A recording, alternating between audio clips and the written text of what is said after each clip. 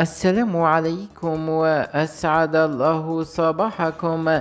نشرت العديد من الصفحات الناشطة على الفيسبوك صور لضحايا حادث المرور والذي وقع في الساعة الأخيرة بولاية تبسة.